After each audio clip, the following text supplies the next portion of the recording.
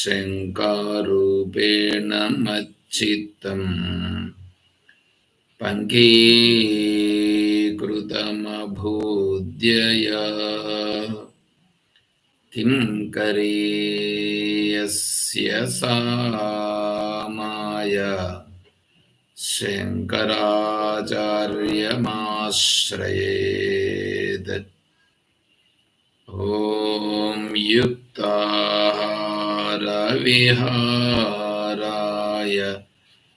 विविक्तस्थलवासिने मलयाळयतेन्द्राय ब्रह्मनिष्ठाय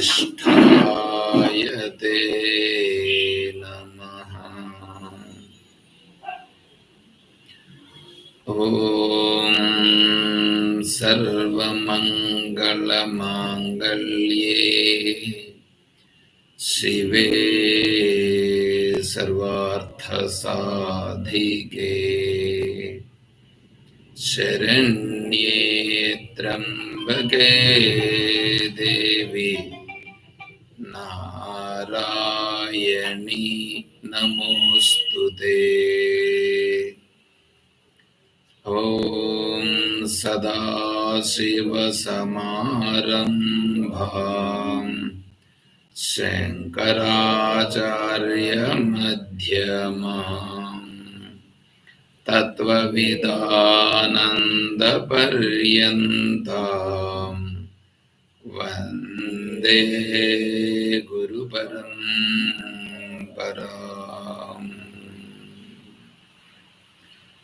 ॐ नारायणं नमस्कृत्य नरं चैव नरोत्तमं देवीं सरस्वतीं व्यासं ततो जयमुदीरयेत्। ॐ सहना भवतु सहनौ भुनक्तु सह वीर्यं करवावहै तेजस्विनावधीतमस्तु मा विद्विषावहै। ॐ शान्तिः शान्तिः शान्तिः। हरिः ॐ तत्सत्। ఓం శ్రీ గురుభ్యో నమః. పూజ్య గురుదేవులు తత్వవిధానంద సరస్వతి స్వాముల వారి దివ్య చరణారవిందములకు ప్రణమిల్లుతూ పరిపూర్ణ పరబ్రహ్మస్వరూపులకు ప్రియాత్మ బంధువులారా, ఓ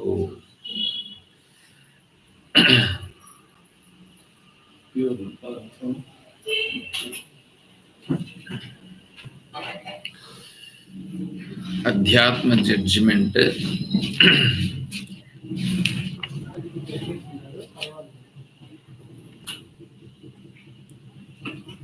ఇప్పుడు 5 మందిని విచారించారు. ఇప్పుడు ఈరోజు 6వ సాక్షిని విచారిస్తున్నారు.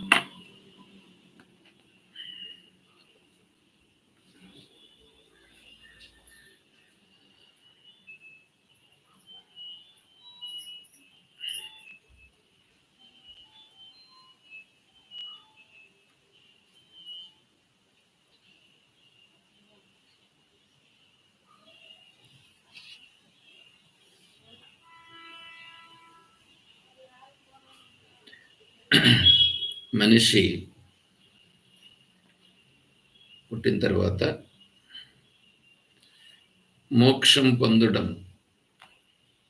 అతని లక్ష్యం. మోక్షం పొందడం అతని లక్ష్యమైతే మోక్షం అంటే ఏంటి అనేది మనం కొద్దిగా విచారం చేస్తే, మోక్షం అంటే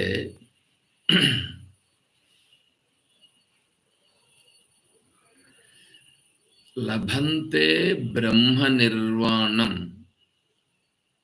ఋషయః క్షీణకల్మషాః ఛిన్నద్వైతా యదాత్మానః సర్వభూతహితే రతాః లభంతే బ్రహ్మ నిర్వాణం. బ్రహ్మ నిర్వాణం అనగా బ్రాహ్మీ స్థితి. బ్రాహ్మీ స్థితి అనేటువంటిది ఎప్పుడైతే స్థిరపడుతుందో, ఋషయః క్షీణ కల్మషాః, అతనిలో ఉండే కల్మషాలన్నీ ఏమైపోతాయి? తొలగిపోతాయి. అతనిలో ఉండేటువంటి కల్మషాలన్నీ తొలగిపోతాయి. అంటే కల్మషాలు అనేటువంటివి ఏమి కానీ ఇప్పుడు అక్కడ ఉండవు. కల్మషాలు అంటే ఇప్పుడు ఈ రాగద్వేషాలు, సుఖ దుఃఖాలు,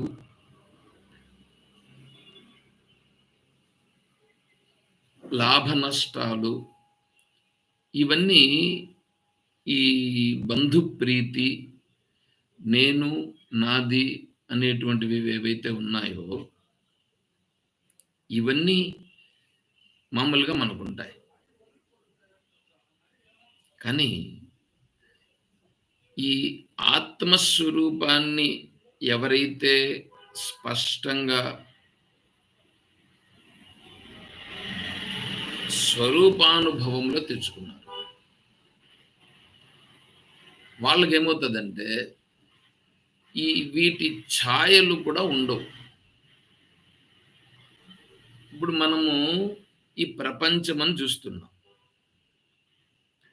తర్వాత నేను అని చూస్తున్నాం, నాది అని చూస్తున్నాం. కానీ ఇక్కడ ఏమవుతుందంటే ఆత్మస్వరూపం అంటే ఏంటి, బ్రహ్మం అంటే ఏంటి అనేది ఇతనికి శాస్త్రం చెప్పినట్లుగా తెలుసుకుంటాడు.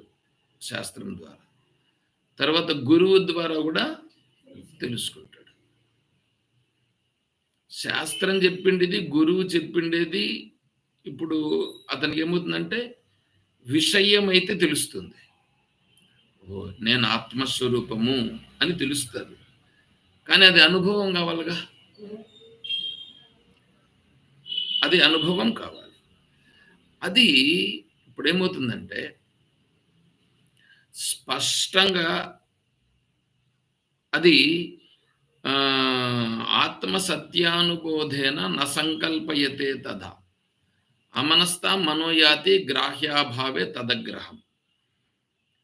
ఎవరైతే శాస్త్రంలో ఉన్నటువంటిది ఇప్పుడు నేను అలా ఉండాలి అని ఉండుటంతే, అలా ఉండుట అంతే.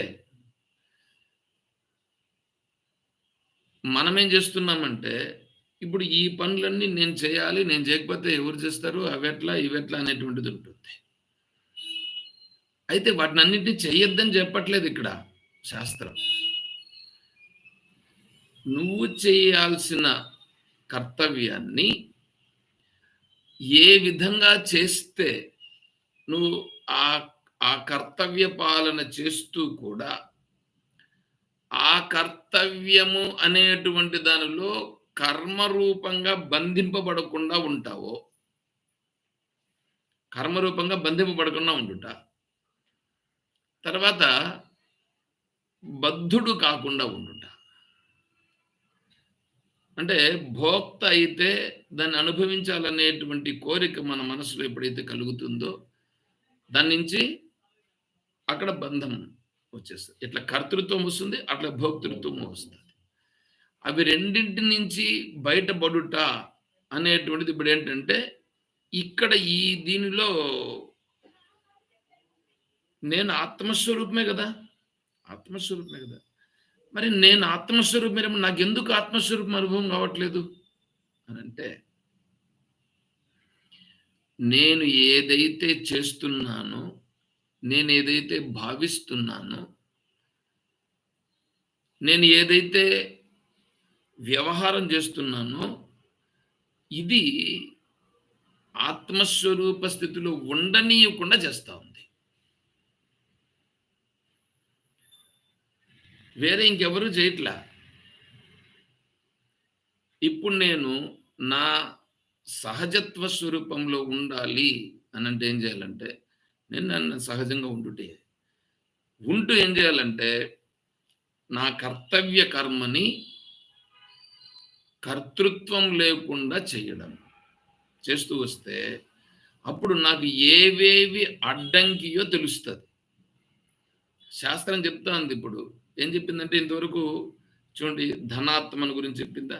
కళాత్మను గురించి చెప్పిందా? తర్వాత పుత్రాత్మను గురించి చెప్పిందా? తర్వాత ప్రాణమయమును చెప్పిందా? తర్వాత మనోమయమును. దానికంటే ముందు దేహము. దేహమును కూడా చెప్పిందా? అంటే మనం ఏమనుకుంటున్నామంటే ఈ దేహమే నేను అని కదా అనుకుంటున్నాం. ఈ దేహమే నేను అని అనుకుంటున్నాం. ఈ దేహమే నేను అనుకో అని దేవుడు వచ్చి ఏమన్నా చెప్పాడా? దేవుడేం చెప్పలేదు. తర్వాత ధనము ఎంతవరకు అవసరమో అంతవరకు దాన్ని మనం తీసుకోవాల్సిందే, వాడుకోవాల్సిందే, వ్యవహారం కూడా చేయాల్సిందే. కాకపోతే ఆ ధనానికే ప్రాధాన్యాన్ని ఇచ్చేసి మనం దాంట్లో మునిగిపోతున్నాం. అందువలన ధనానికి ఎంతవరకు ప్రాధాన్యం ఇవ్వాలా అనేటువంటిది అక్కడ దాన్ని బట్టి తెలుసుకున్నాం.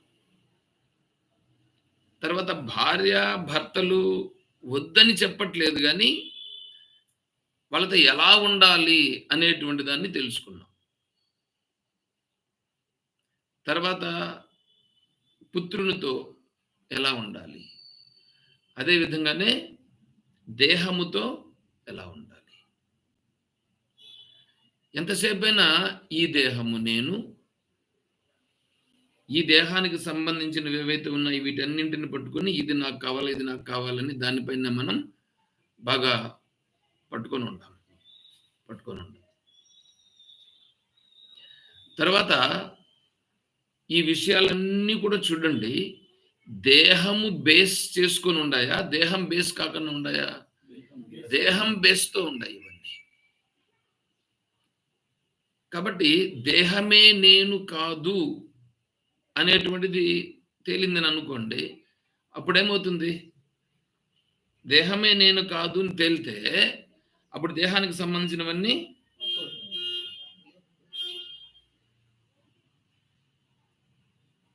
నేను కాదు అని తెలిసిపోయిందిగా.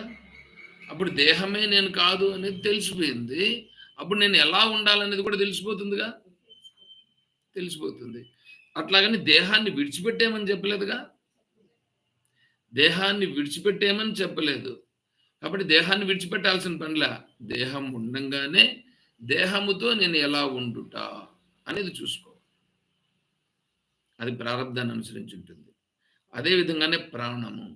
మామూలుగా మనమందరం ఏమనుకుంటామంటే ఈ ప్రాణంతోనే అన్ని వ్యవహారాలు చేసేస్తున్నాం. ఇదే అంతా అన్నిటికీనే అంటూ ఉంటాం. అందువలన ఈ ప్రాణము నేనా? అంటే ప్రాణము నేను కాదు. నా వలన ప్రాణం నిలబడి ఉన్నదే గాని ప్రాణమే నేను కాదు అనేది మనం తెలుసుకున్నాం. ఇప్పుడు మనం చేస్తా ఉండే ప్రతి వ్యవహారాన్ని మనస్సుతోనే చేస్తున్నాం. ప్రతిదీ మనస్సుతో చేస్తున్నాం. ప్రతిదాన్ని మనం మనస్సుతో పట్టుకుంటున్నాం. ఇది నాకు కావాలని పట్టుకుంటున్నాం. దీనివల్ల ఏమైపోతుంది? నేను ఆత్మస్వరూపము అనేటువంటిది కప్పబడిపోతా ఉంది. ఈ మనస్సుతో మనం చేస్తుండే వ్యవహారం వలన ఆత్మస్వరూపం కప్పబడిపోతుంది. ఇప్పుడు ఈ మనస్సే నేను అని ఉన్న కారణము చేత మనం అలా వ్యవహారం చేస్తున్నాం. పైగా రెండోది ఏంటంటే, ఈ మనసుతో వ్యవహారం చేయకపోతే ఇంకెట్లండి అని కూడా మనం మాట్లాడతాం. మనసుతో వ్యవహారం చేయకపోతే ఎట్లా కుదురుతుంది? కుదరదుగా. మనసుతో వ్యవహారం చేయాలి. అంటే ఇప్పుడు ఈ మనసుతో కూడా ఎలా ఉండాలి అనేది కూడా మనం తెలుసుకోవాలి కదా. మనసుతో ఎలా ఉండాలో తెలుసుకోవాలంటే ఈ మనస్సు నేను కాదు అని తెలిస్తే అప్పుడు మనసుతో మనం ఎలా ఉండాలనో తెలుస్తుంది. అందుకని ఇప్పుడు మనోమయ ఆత్మ అనేటువంటి దాన్ని ఇక్కడ మూఢ బుద్ధి వాని వైపు పెట్టి ఇక్కడ చూపిస్తున్నారు. సరే, ఇప్పుడు జడ్జి గారి దగ్గరికి శ్రీ సద్గురు ప్రభు చక్రవర్తి గారైన జడ్జి గారి సన్నిధానమున ప్రతివాది వకీలకు ఘోర మూఢ బుద్ధి అనువాడు లేచి మనోమయాత్మవాదిని పిలిచి సర్వశక్తి గల సద్గురు ప్రభువు యొక్క సాన్నిధ్యమున నిజము తప్ప అన్యమేమియు పలుకనని అతనిచే ప్రమాణము చేయించి ఈ విధముగా అతన్ని ప్రశ్నించాను. అతని పిలిచినారు. ఎవరిని? మనోమయాత్మని పిలిచినారు. అంటే ఇప్పుడు ఎవరు పిలిచినారు?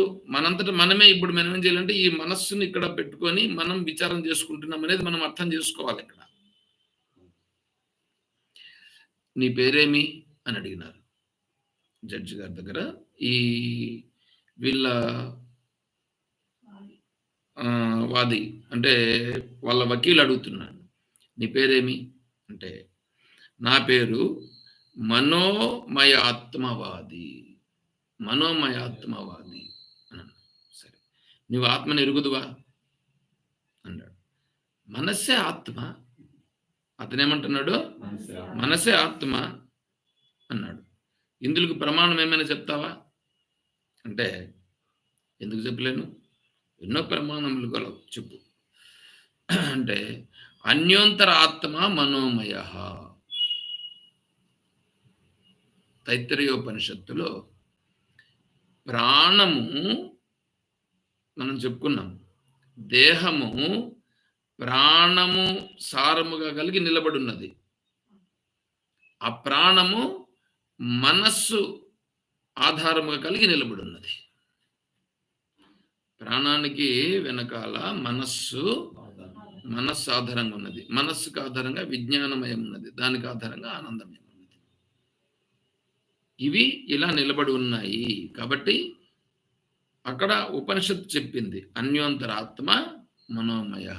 ఉపనిషత్తు కూడా చెప్పిందిగా.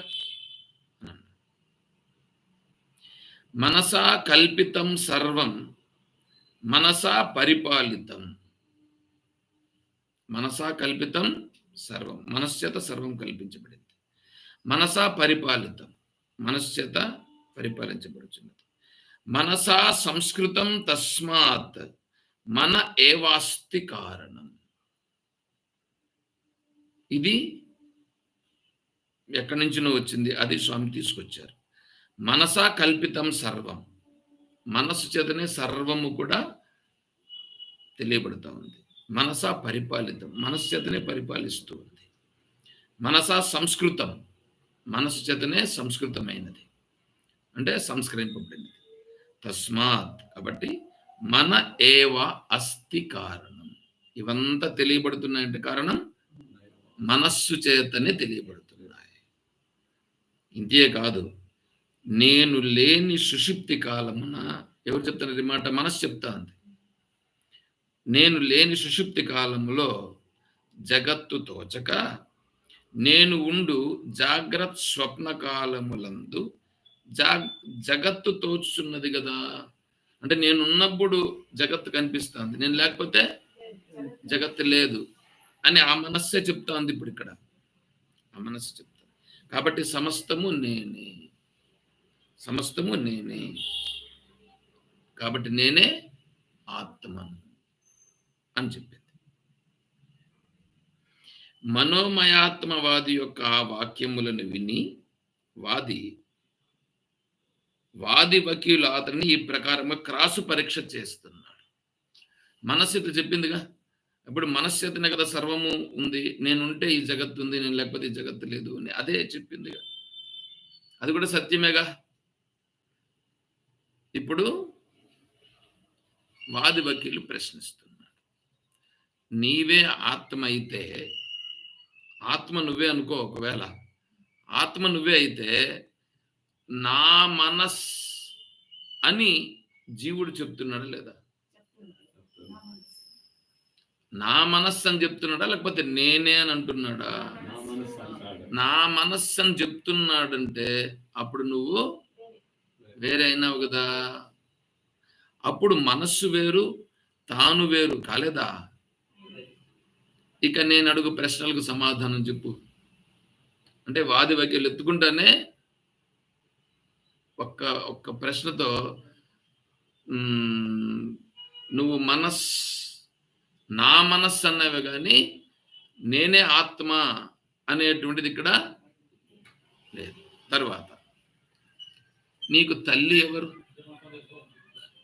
తల్లి అంటే నువ్వు ఎక్కడి నుంచి పుట్టినావు అనేటువంటి దానికి మనస్సు అనేటువంటిది ఎట్లా వచ్చింది అని మనస్సునే అడిగినారు. మనస్సుని అడిగితే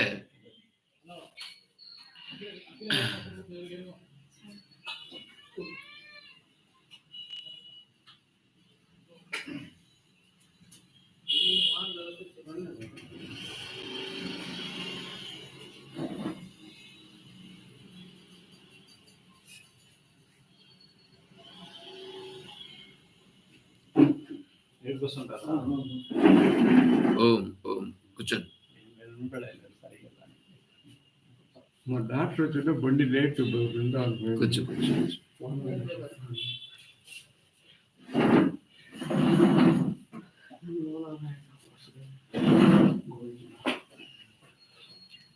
మనస్సుకు నీ తల్లి ఎవరు అని అడిగితే మనస్సు ఏమంటుందంటే నేను అవిద్య నుంచి పుట్టినాను. మనస్సుకు పుట్టినలేది అవిద్య, అజ్ఞానం, మూలాజ్ఞానం కదా కారణం. కాబట్టి మూలావిద్య నుంచి నేను పుట్టినాను. నీ వృత్తి ఏమి, నువ్వేం చేస్తావు అని అడుగుతున్నా. శ్రోత్రాది ఇంద్రియములను సహాయముగా గైకొని శబ్దాది విషయములను గూర్చి చింతించుట. నేనేం చేస్తానంటే మనస్సు చెప్తాను, కర్మేంద్రియాలు జ్ఞానేంద్రియాలు వీటిని నేను సూపర్వైజ్ చేస్తూ వాటన్నింటినీ కంట్రోల్ చేస్తూ నేను అన్ని వ్యవహారాలను చేస్తూ ఉంటాను. అదే కదా చేసే పని. అది చెప్తా. ఈ వివాద సొత్తగు ఆత్మ నీకు ఎలా దొరికింది? ఈ ఆత్మ నువ్వు నేనే ఆత్మాన్ని అనేట్లుగా నువ్వు అంటున్నావు కదా, ఇది నీకు ఎట్లా దొరికిందయ్యా? నువ్వు ఎట్లా చెప్తున్నావు? నువ్వు ఆత్మ కాదు అని నా మనస్సు అని అంటారు అని తెలిసిపోయింది. మళ్ళీ నువ్వు దీన్ని ఇది నాది అని నువ్వు ఎలా క్లెయిమ్ చేస్తావు? ఇది నాది అనేటట్లుగా నువ్వు చెప్తున్నావు కదా, ఏ విధంగా చెప్తావు ఇది నాదని?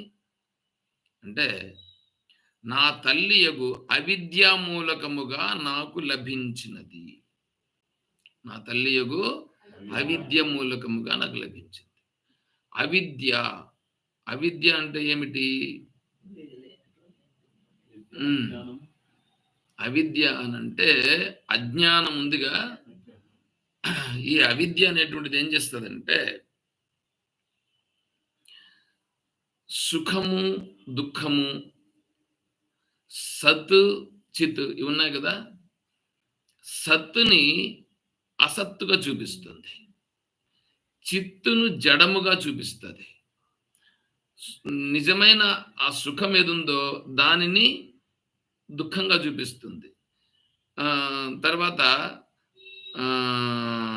సత్ చిత్ ఆనందం, తర్వాత ఏదైతే తెలివి రూపంగా ఉన్నదో దానిని జడముగా చూపిస్తుంది.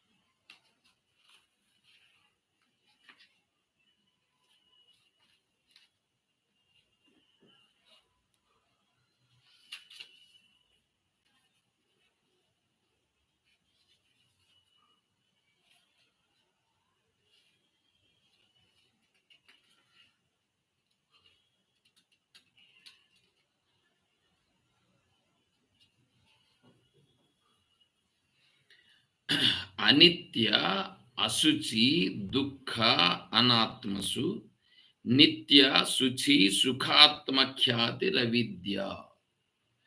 అవిద్య అనేటువంటి దాన్ని పతంజలి మహర్షుల వారు చెప్పినారు.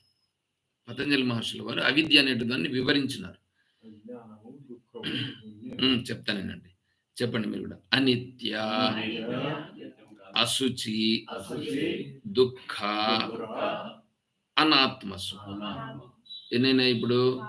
4 ఏంటంటివి? అనిత్యం, అశుచి, దుఃఖము, అనాత్మసు.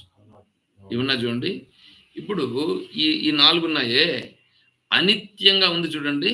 అనిత్యమైన దాన్ని నిత్యంగా చూపిస్తుంది. అవిద్య ఏం చేస్తుందంటే అనిత్యమును నిత్యముగా చూపిస్తుంది, అశుచిని శుచిగా చూపిస్తుంది, తర్వాత దుఃఖమును సుఖముగా చూపిస్తుంది, అనాత్మను ఆత్మగా చూపిస్తుంది. ఇప్పుడు చూడండి, అనిత్యం, నిత్యము అనిత్యము 2 ఉన్నాయిగా. నిత్యమేది? ఆత్మస్వరూపం. అనిత్యము అనాత్మ. ఆత్మ కానిదంతా అనాత్మ, అది అనిత్యం. అవునా? అంటే ఆత్మ నిత్యం, ఆత్మ కాని తద్వ్యతిరేకమంతా కూడా అనిత్యం. కానీ ఇప్పుడు ఇది చూస్తూ ఉండేది ఆత్మస్వరూపాన్ని చూచి ఇది ఆత్మస్వరూపం అని భావిస్తూ ఉందా, లేకుంటే ఇది దేనినైతే చూస్తూ ఉన్నదో దానిని ఆత్మస్వరూపంగా భావిస్తూ ఉందా అనంటే, ఇది ఏది చూస్తూ ఉందో దానిని ఆత్మస్వరూపంగా ఇది భావిస్తూ ఉంది. అది ఆత్మస్వరూపమా? ఇప్పుడు బంధువులు, మిత్రులు, తల్లి, తండ్రి, శరీరం, ఇవంతా ఉన్నాయి కదా. ఇవంతా ఆత్మన అనాత్మన? ఇవంతా అనాత్మ. ఈ అనాత్మని ఆత్మగా చూపిస్తా ఉంది. తర్వాత నిత్యమైనది ఆత్మ కదా. నిత్యం ఆత్మ అయితే నిత్యాన్ని పట్టుకుంటే అనిత్యానికి విలువేమైపోతుంది? విలువ ఉండదు. కానీ ఇప్పుడు మనం దేనికి విలువనిస్తున్నాము? నిత్యానికి విలువనిస్తున్నామా, అనిత్యానికి విలువనిస్తున్నామా? అనిత్యానికి విలువనిస్తున్నాం. అనిత్యానికి విలువనిస్తున్నాము అంటే ఇప్పుడు నిత్యంను పట్టించుకోలేదుగా. అనిత్యానికి విలువనిచ్చి అనిత్యాన్ని పట్టించుకుంటాం. తర్వాత అశుచి, అశుచిగా ఉండేదానికి విలువనిస్తా ఉందా, శుచికి విలువనిస్తా ఉందా? ఇప్పుడు చూడండి, అశుచి ఏదైతే తినకూడదో, ఏదైతే ఉండకూడదో, ఏదైతే చూడకూడదో, ఏదైతే వినకూడదో, దేన్నైతే ఇష్టపడకూడదో దాని వైపే కదా మనస్సు పోతా ఉంది. అంటే అశుచి, అశుచి అయినటువంటి దాని వైపు వెళ్తా ఉంది, శుచి అయిన దాని వైపు వెళ్ళట్లేదు. తర్వాత దుఃఖం. ఇప్పుడు ఇది ఏది పట్టుకుంటా ఉందో అదంతా దుఃఖాన్ని పట్టుకుంటా ఉందా లేదా సుఖాన్ని పట్టుకుంటా ఉందా అంటే, సుఖాన్ని ఇచ్చేదాన్ని పట్టుకుంటా ఉందా, దుఃఖాన్ని ఇచ్చేదాన్ని పట్టుకుంటా ఉందా? సుఖం ఇస్తుందనుకోని సంసారాన్ని పట్టుకుంటా ఉంది. సుఖం ఇస్తుందనుకోని కదా వాటిని అంతా పట్టుకుంటా ఉంది. సుఖం ఇస్తుందనుకోని వాటిని పట్టుకొని వాటిలో ఏమైపోతా ఉంది? మునిగిపోయి అందులో సుఖము అని అనుకుంటూ ఉంది. కానీ సుఖం ఏమైనా దొరుకుతా ఉందా? అంత దుఃఖమే. అంటే ఇది దుఃఖాన్ని కౌగిలించుకొని సుఖమని భ్రమిస్తూ ఉన్నది. అవునా? అంతేనా కదా? ఇది అవిద్య. అవిద్య అంటే ఇట్లా ఉంటుంది. అవిద్య ప్రభావం ఇది. కాబట్టి నేను అవిద్య వలన ఇలా పుట్టినాను. సరే, కాబట్టి అర్థమైపోయిందిగా. ఇప్పుడు మనస్సు అనేటువంటిది ఆత్మ కాదు అని తెలిసిపోతుందిగా. కాబట్టి మనస్సు మాట నమ్మాలనా, శాస్త్రం మాట నమ్మాలనా అంటే శాస్త్రం మాట నమ్మాలి. ఇప్పుడు ఇంకా చెప్తా అన్నాడు. ఇంకా ఈ వకీల్ మాట్లాడుతున్నాడు, వకీల్ చెప్తున్నాడు, ఓ మనోమయాత్మవాది, నీ స్వరూపము చిత్ కాదు. ఏమండి? మనస్సు జ్ఞానమా? మనస్సు జ్ఞానం తెలుసుకుండేదా? మనస్సు జడం కదా. మనస్సు జడం, నువ్వు తెలుసుకునేదానివి కాదు. పోనీ ఇప్పుడు జడం అంటే ఇక్కడ ఎట్లా చెప్తున్నారంటే, దాన్ని పట్టుకుంటే దొరుకుతుందా? మనస్సు పట్టుకుంటే దొరకదు. పోనీ అది తెలుసుకునేటువంటిది దాని లక్షణమా? తెలుసుకునేది దాని లక్షణం కాదు. పట్టుకుంటే దొరికేది దాని లక్షణం కాదు. ఇప్పుడు నువ్వు పట్టుకుంటేనూ దొరకవు, నువ్వు జ్ఞానస్వరూపము కాదు. మరి ఇంక నువ్వు ఎట్లా ఏదని నిన్ను పట్టుకోవాలా? నిన్నేమని?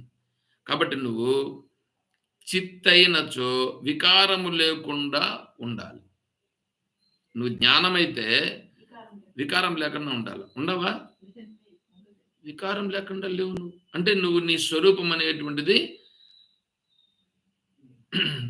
కాదు. అంటే దాని మూలాన్ని పట్టుకున్నాడు చూడు. ఇప్పుడు ఇక్కడ దాని మూలాన్ని చూపిస్తున్నాడు. మనస్సు అనేటువంటి దానికి మూలం ఎక్కడి నుంచి వచ్చింది? మనస్సుకు మూలం ఎక్కడి నుంచి వచ్చిందో తెలుసా మీకు? చెప్తా, ఒక నిమిషం. ఇది అయిపోయింది. ఇప్పుడు చిజ్జడములు రెండూ కలిసి ఉండుట ప్రకాశాంధకారముల కలయిక వలె అసాధ్యమే. ఇప్పుడు ప్రకాశము చీకటి రెండు ఒక జాగాలో ఉంటాయా? రెండు ఒక జాగాలో ఉండవు. ఇప్పుడు ఈ మనస్సు అనేటువంటిది ఏది ఉందో కొంతసేపు తెలుసుకునేట్లుగా ఉంటుంది, కొంతసేపు ఏమీ తెలియదని అంటుంది. ఇప్పుడు దీనికి తెలుసా తెలీదా? తెలుసా అంటే ఇది తెలుసు, ఇది దీని లక్షణం తెలుసుకునేదా లేదా దీని లక్షణం తెలుసుకునేది కాదా? ఎందుకంటే దీని లక్షణం తెలుసుకునేది అని అనుకో, ఎప్పుడు తెలుసుకుంటా ఉండాల. పోనీ తెలుసుకోలేనిది అని అనుకో, ఎప్పుడు తెలుసుకోకుండా ఉండాలి. ఎట్లుంటుందా? అట్లుంటుందా? అట్లా లేదు, ఇట్లా లేదు. తెలుసుకున్నట లేదు, తెలుసుకోకుండా లేదు. అంటే నీది కరెక్ట్ మూలం అంటూ నీకు ఒకటి లేదు. కావున నీవు వాస్తవముగా నీ స్వరూపము నిజముగా అది కాదు, ఇది కాదు. అంటే నువ్వు ఉండావంటే ఉండవు, లేవంటే లేవు. యాక్చువల్గా మనస్సు అనేటువంటిది దానికి ఉండుట, అస్తిత్వం అనేది మనస్సుకు లేదు. కొంచెం అర్థం చేసుకోండి, మనస్సుల గురించి చెప్తాను. ఇప్పుడు మీరు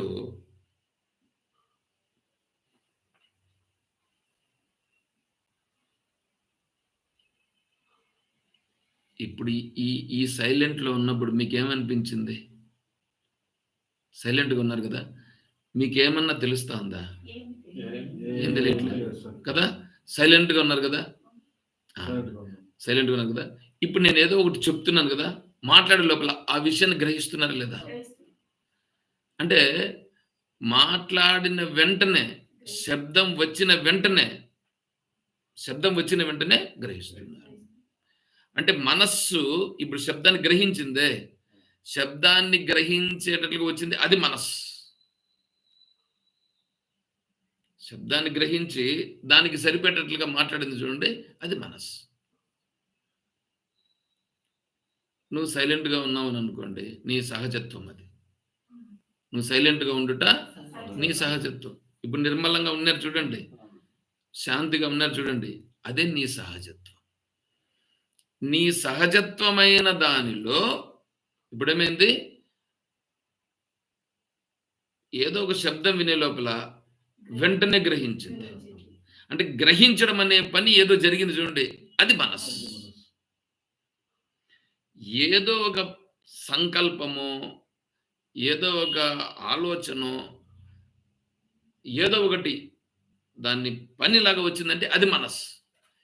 ఇదంతా ఏమీ లేకుండా ఉంటే సహజత్వం. అది నీ సహజత్వ స్థితి. అంటే ఇప్పుడు మనస్సు అనేటువంటిది పుట్టుక ఎక్కడుంది? సంకల్పిస్తే ఉంది, సంకల్పించకపోతే లేదు. అంటే మనస్సు యొక్క స్థితి చూడండి ఎట్లా ఉంది. ఫ్యాన్ వేసుకోండి, ఆ లాస్ట్లో ఫ్యాన్ స్విచ్ చేయండి. మీకు కూడా కావాలి కదా, వేడి వస్తుంది. వేడి లేదా మీకు?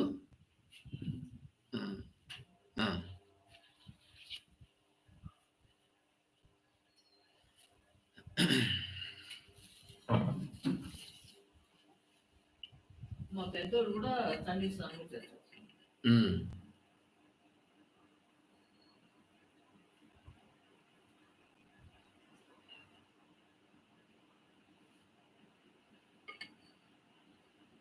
ఈ ట్యాంక్లో ఉండేది స్టాక్ నీళ్ళు కడుతుంది. మనం బాయిల్ తోడేటప్పుడు అదే ఉడుకు నీళ్ళు మారి వస్తుంది. బోర్లో వచ్చేటప్పుడు స్టార్టింగ్ వచ్చేటప్పుడు అది ఉడుకుగా ఉంటుంది. ట్యాంక్లో ఉండేది సన్నీళ్ళు స్టాక్ ఉంది కదా, అది ఇదే మనస్సు అంటారు. దీన్ని ఏమంటారు? ఇది మనస్సు. ఇప్పుడు మన మనస్స సాక్షిన? మనస్సు మాట్లాడుతూ ఉంటే మనము సహజంగా ఉండగలిగితే అది సాక్షి. అంటే నువ్వు వింటూ ఉంటావు, వింటూ కూడా నువ్వు సహజంగా ఉండగలిగితే అది సాక్షి. మాటలో చేతలో ఏంటో జరిగినప్పుడు దాన్ని చూచి మనం వెంటనే దానికి సంబంధించినట్లుగా మాట్లాడితే అది మనస్సు. మళ్ళా అంటే ఈ వ్యవహారం అంతా అది ఉండి లేకుండా ఉండేటువంటి మనస్సుతో జరుగుతూ ఉంది. చూడండి, అంతా మనస్సు యొక్క ప్రభావం చేత జరుగుతుంది. అప్పుడే కూడా చెప్పింది మనస్సు అది. ఇప్పుడు దానికి అస్తిత్వం ఉందా? అది సహజమా? లేదు. అది లేకుండానే ఉన్నట్లుగా వ్యవహారం చేస్తుంది. లేకుండానే ఉన్నట్లుగా వ్యవహారం చేస్తుంది అన్నమాట. అది లేకుండానే ఉన్నట్లుగా చేసే వ్యవహారము వలన ఆ మనస్సు ఇంత నడిపిస్తూ ఉంది. ఈ సుఖ దుఃఖాది వ్యవహారాలన్నీ జరిగేదానికి కారణమవుతుంది. పైగా ఇది నేనే చేస్తున్నానని కర్త అవుతా ఉంది. తర్వాత నేను అనుభవిస్తాననేటట్లుగా విజ్ఞానమయాత్మ భోక్త అవుతుంది. సరే, అది ఆ సమయం వచ్చినప్పుడు దాన్ని చూస్తాం. అంటే ఇప్పుడు ఏమైంది? ఇది యాక్చువల్గా దీనికి అస్తిత్వం అనేది ఉందా? ఇప్పుడు ఇక్కడ నువ్వు సైలెంట్గా ఉంటే మనస్సు అనేది లేదు, సహజత్వం ఉంటుంది. నువ్వు సహజత్వంగా ఉండుటే నీ యొక్క మోక్ష స్థితి.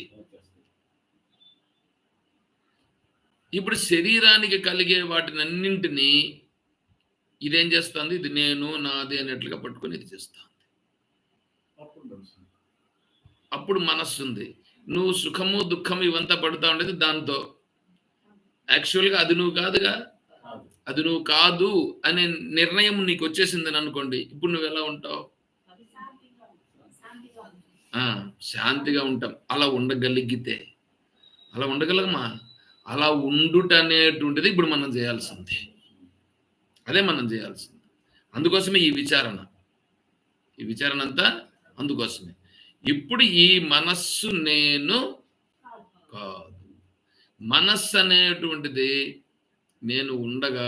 నేనుండగానంటే సహజమైనటువంటి జ్ఞాన స్థితి అయినటువంటి నేను ఉండగా, ఇంకా ఒకటి కూడా మాట్లాడతాను, చెప్తానేనండి.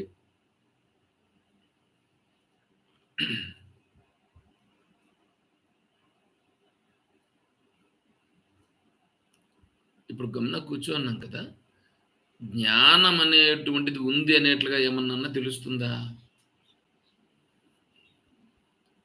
నేనుండాననే విషయం నాకు ఉంటుంది, కానీ ఈడ జ్ఞాన రూపంగా ఏమైనా ప్రకటన అవుతా ఉందా?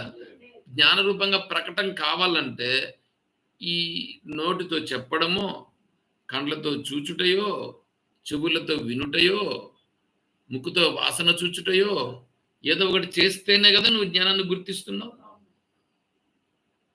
అంటే ఇది జరిగినప్పుడు ఈ జ్ఞానం అనేది తెలుస్తూ ఉంది. అంటే నిజంగా నీ సహజత్వం ఏదుందో ఆ సహజత్వ స్థితిలో నుంచి నువ్వు వీటిలోకి వచ్చేస్తున్నావు, నిరంతరం దీంట్లోకి వచ్చేస్తున్నావు. ఈ మనస్సుతోనే వీటన్నింటినీ చేస్తున్నావు. ఇప్పుడు నువ్వు ఎక్కడ ఎట్లా ఉండాలంటే ఇది నేను కాదు, మనసులో చేస్తా ఉండేది నేను కాదు, నేను సహజంగా ఉండేటువంటి స్వరూపము నేను అని నువ్వు ఉంటూ ఈ వీటన్నింటితోనూ వ్యవహారం చేసుకోవాలి. అప్పుడు నువ్వేమవుతావు అంటే సాక్షి అవుతావు. తద్వారా ఏమవుతుందంటే మనస్సు క్షీణించడం ప్రారంభమవుతుంది. అప్పుడు శుద్ధ మనస్సు వస్తుంది. అశుద్ధ మనస్సు పోయి శుద్ధ మనస్సు వచ్చేస్తుంది. శుద్ధ మనస్సు వచ్చి క్రమంగా ఆ శుద్ధ మనస్సు కూడా ఏమవుతుందంటే సహజత్వ స్థితిలో లీనమైపోతుంది. అర్థమైంది అది? అది దాన్ని బట్టి ఇప్పుడు మనస్సు నేను కాదు అనేది నిర్ణయమైంది. కానీ అర్థమైందా ఇప్పుడు? అంటే మనస్సుతో ఇప్పుడు నేను సాక్షిని అని ఉండుటయే మనం చేయాల్సినటువంటివి. ఇంకా కర్మయోగము, ఆ కర్మయోగం చేసుకుంటూ ఉండుటయే. కర్మయోగం చేసుకుంటూ అంతఃకరణ శుద్ధి అంటే సాక్షిగా ఉంటూ చేసుకుంటుంటాం. సాక్షిగా ఉండే దానివల్ల మనస్సు శుద్ధమవుతుంది. మనస్సు శుద్ధమై ఏమైపోతుంది? ఆ శుద్ధ మనస్సుతో అశుద్ధ మనస్సు తొలగిపోతుంది. విషయం ఇక్కడ అర్థమైందా? అప్పులు ఉన్నాయి, అప్పులు తీరిపోవాలంటే ఏం చేయాలి? డబ్బులు మన దగ్గర ఉంటే అప్పులు తీరిపోతాయి. ఇప్పుడు అడిగేవాడు ఉండడు. ఇప్పుడు మనం మన స్థితిలో మనం ఉండవచ్చు. అంటే ఇప్పుడు సంపాదించాలిగా, అప్పులు తీరిపోవాలంటే సంపాదించాలి. ఏంది సంపాదించాలి అంటే ఈ అప్పులకు సరిపోయేటట్లుగా అప్పులను తీర్చగలిగేటువంటి సామర్థ్యం, డబ్బులు కావాల్సిన దాన్ని సంపాదించాలి. అంటే ఈ అప్పులు అనేటువంటిది ఏంటంటే అశుద్ధ మనస్సు. ఈ అశుద్ధ మనస్సు పోయేదానికి గాను శుద్ధ మనస్సును సంపాదించుకోవాలి. అశుద్ధ మనస్సు పోవాలి. అశుద్ధ మనస్సు పోవాలంటే శుద్ధ మనస్సుని సంపాదించుకోవాలి. శుద్ధ మనస్సు సంపాదించుకోవాలంటే సాక్షిగా ఉండుటయే. సాక్షిగా ఉంటే మనస్సు శుద్ధ మనస్సు ఏర్పడుతుంది. ఆ శుద్ధ మనస్సుతో అశుద్ధ మనస్సుని పోగొట్టుకుని శుద్ధ మనస్సుని వెళ్తుంది. ఆ శుద్ధ మనస్సు ఏమవుతుందంటే క్రమంగా క్రమంగా క్రమంగా సాక్షిగా ఉంటూ ఉండే కారణం చేత ఆ శుద్ధ మనస్సు సాక్షిలో విలీనమైపోతుంది. అప్పుడు నువ్వు సహజంగా మోక్ష స్థితిలో ఉంటావు. ఇది అర్థమైందిగా ఇది? సో ఇప్పుడు మనోమయం ఆత్మ ప్రకారం ఇది అయింది. అప్పుడు ఈ ప్రకారంగా వాది వకీలు చేయు క్రాసు పరీక్షకు తట్టుకొనలేక మనోమయాత్మవాది మినకరించి చూచుచుండగా కోర్టు వారు అతనిని అసమర్థుడని ఎంచి ఆ చోటు నుంచి ఇంక నువ్వు పో, నీ నుంచి కుదరదుగా నేను చెప్పి పంపించేశాను. తర్వాత నెక్స్ట్ ఇంకొకరు ఉన్నారు. ఎవరంటే విజ్ఞానమయాత్మవాది, ఆనందమయాత్మవాది. విజ్ఞానమయాత్మవాది, ఆనందమయాత్మవాది వాళ్ళిద్దరు ఉన్నారు.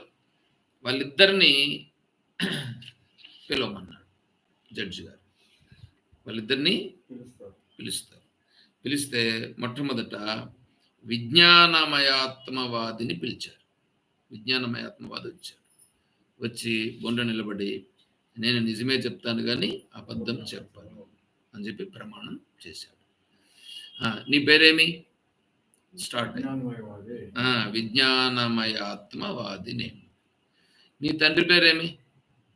నీ తండ్రి పేరేమి అంటే అహంకారమే నా తండ్రి, నేను అహంకారం నుంచి పుట్టినాను. ఇప్పుడు విజ్ఞానం అంటే ఏమంటే, విజ్ఞానం అంటే వీటన్నింటినీ తెలుసుకునేది.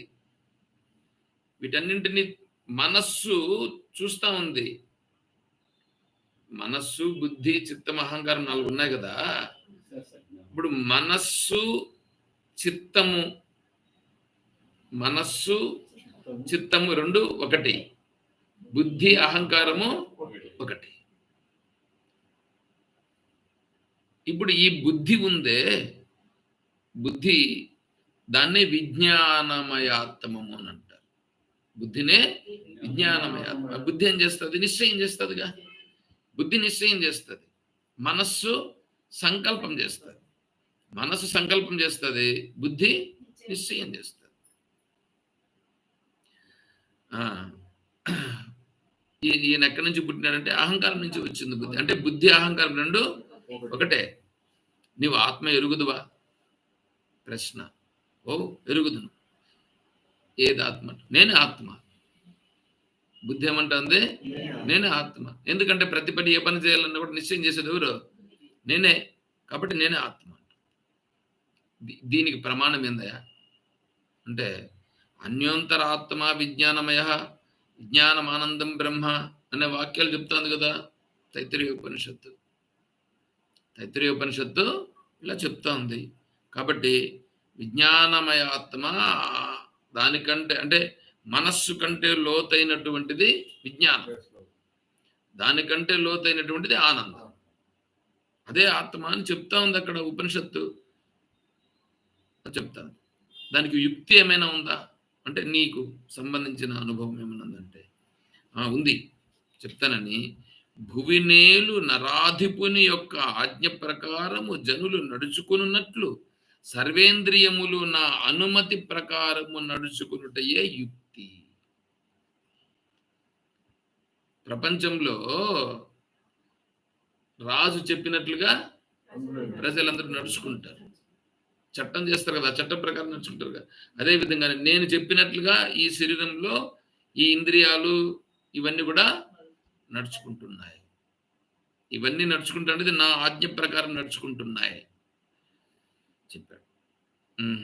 సరే, ఆ వాక్యములను వినగానే సాత్వికాంశ బుద్ధియగు వాది వకీలు లేచి, ఇప్పుడు ఇది మూఢబుద్ధి ప్రకారం మాట్లాడారు. ఇప్పుడు ముముక్షు యొక్క వకీల్ లేచి మాట్లాడుతున్నాడు. క్రాస్ పరీక్ష అడుగుతా అన్నాడు.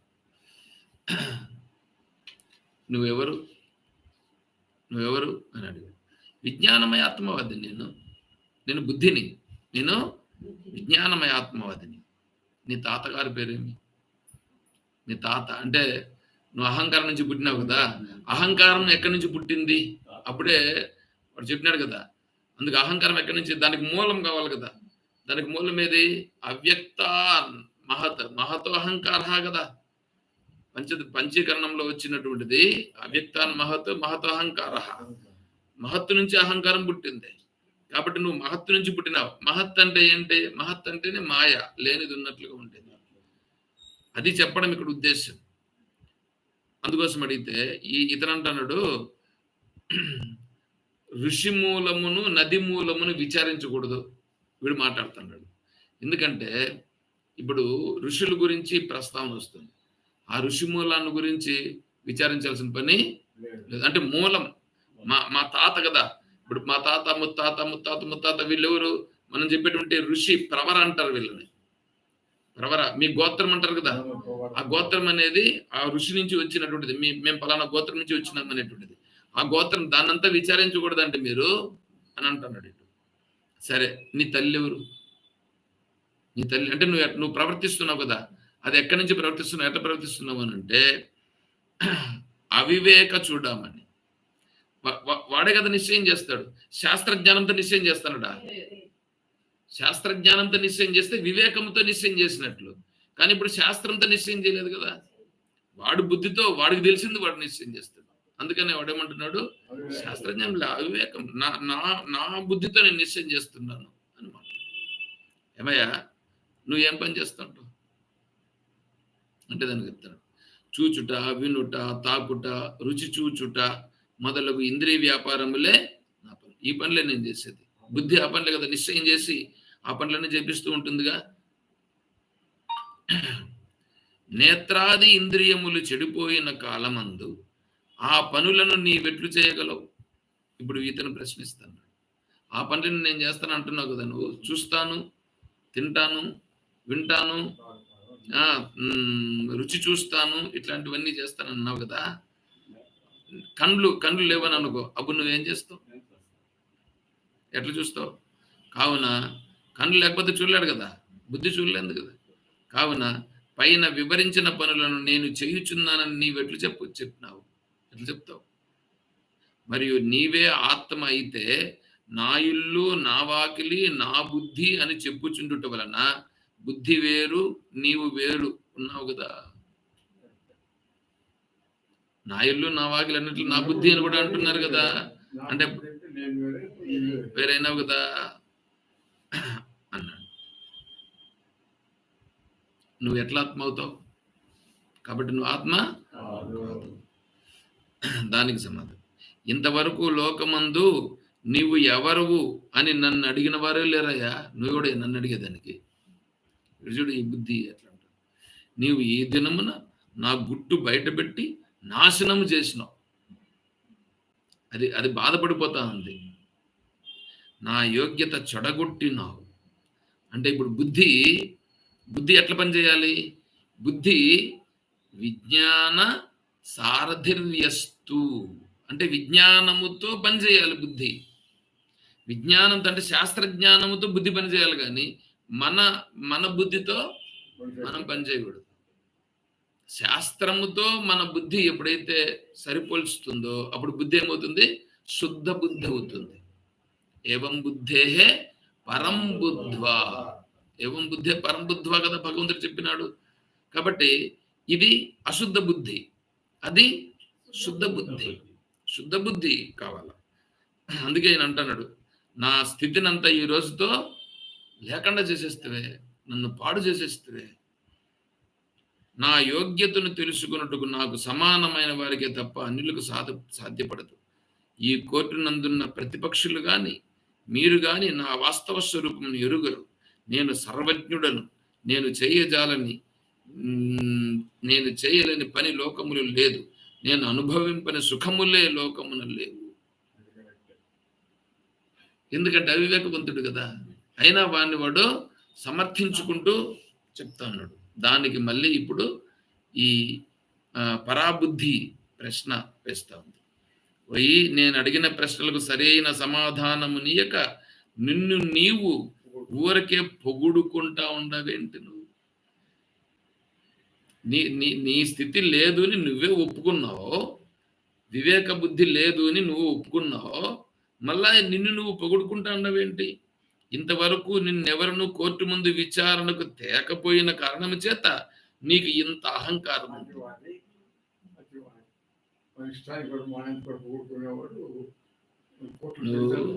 నువ్వు నిన్ను ఇంతవరకు ఎవడు మాట్లాడలేదు కాబట్టి నీ ప్రతాపం ఇంతవరకు చెల్లింది. ఇప్పుడు నీ గుట్టు బయటపడింది. నీ గుట్టు బయటపడితే నువ్వేమైనావు? ఇప్పుడు నీ గుట్టు మరలా ఇప్పుడే బయటపెడుతుంది. చూడు, ఈశ్వరాజ్ఞ వలన భగవన్ నియతి చేతను జగత్తులోని సమస్త క్రియలు జరుగుచుండ అవివేకులు తమ వలననే సమస్తము జరుగుచుండునని విర్రవీగుచుందరు. ప్రతిదీ ఏమి జరిగినా ఇదంతా ఎవరు చేపిస్తా ఉంటుంది? అంతా జరుగుతున్నదంతా కూడా ఈశ్వరుని వల్ల జరుగుతుంది. ఈశ్వరుని వలన కూడా జరుగుతుందంటే నా కర్మ, నా ప్రారంధాన్ని అనుసరించి నాకు జరుగుతుంది, అంతేనా? అంతగాని నువ్వేంది చేస్తా ఉండేది? ఇక్కడ నువ్వు మధ్యలో వచ్చి నువ్వు పెత్తనం చెలాయించి నువ్వు చేస్తా నువ్వే. నేను కర్తనని చెప్పుట వలన లేనిపోని కర్తృత్వమును నీ యందు ఆరోపించుకొనుచున్నావు. వాస్తవముగా నీవు చైతన్యము కాదు. నువ్వు వాస్తవంగా చైతన్యమా? కాదు. మాయ వలన కల్పించబడిన స్థూల శరీర ధర్మములను, సూక్ష్మ శరీరం యొక్క షడ్భావ వికారములను, ఇంద్రియముల యొక్క వికారములను, ప్రాణము యొక్క చలనత్వమును, ఆత్మ యొక్క ప్రకాశవంతమైన జ్ఞానమును అంతయు చేర్చి నేను కర్తనని చెప్పుచున్నాను. ఈ శరీరంలో ఈ శరీరాన్ని చూసి అహంకారంతో విరవీగుతున్నాడు కదా. ఇది నేను అంటున్నావు, నువ్వా? ఇది షడ్భావ వికారం. అంటే అస్థి జాయతే వర్ధతే విపరిణమతే అపక్షీయతే వినశ్యతే అనేటువంటి 6 లక్షణాలతో ఉన్నటువంటిది ఈ శరీరం. ప్రాణము, ప్రాణధర్మాలు, ఆకలి, దప్పిక, ప్రాణధర్మాలు అయితే దాంట్లో నువ్వు తలదూర్చి ఇది బాగుంది ఇది బాగలేదు నువ్వు తలదూరుస్తున్నావు.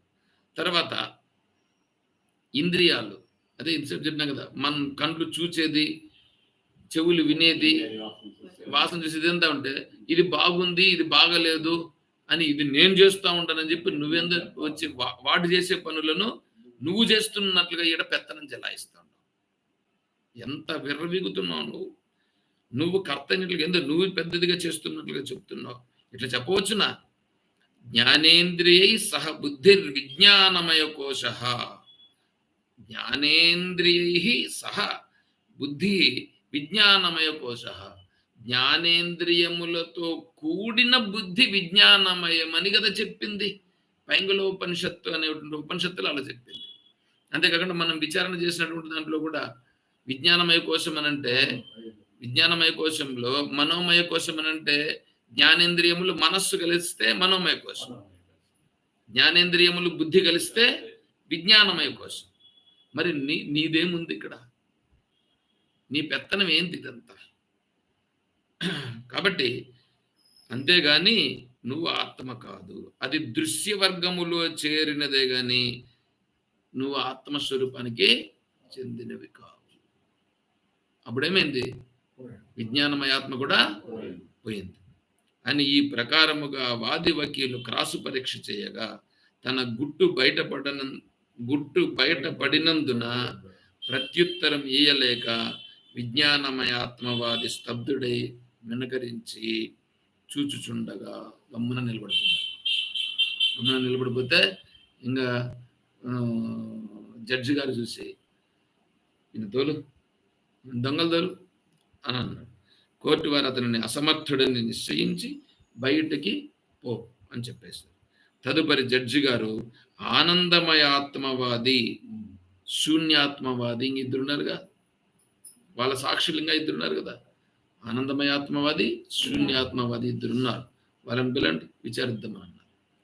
వాళ్ళను మనం రేపు విచారిద్దాం.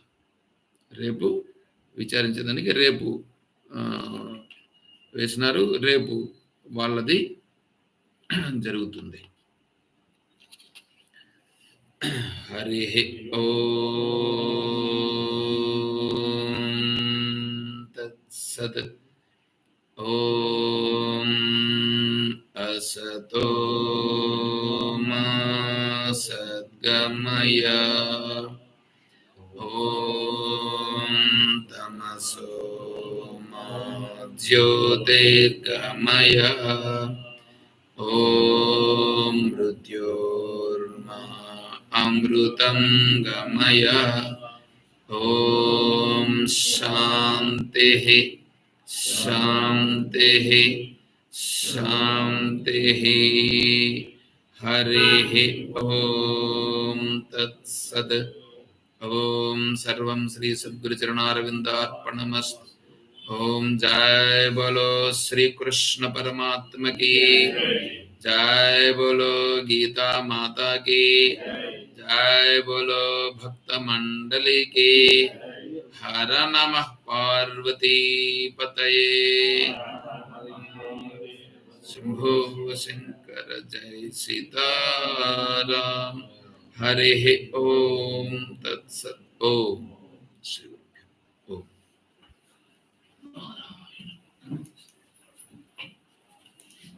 Sir, I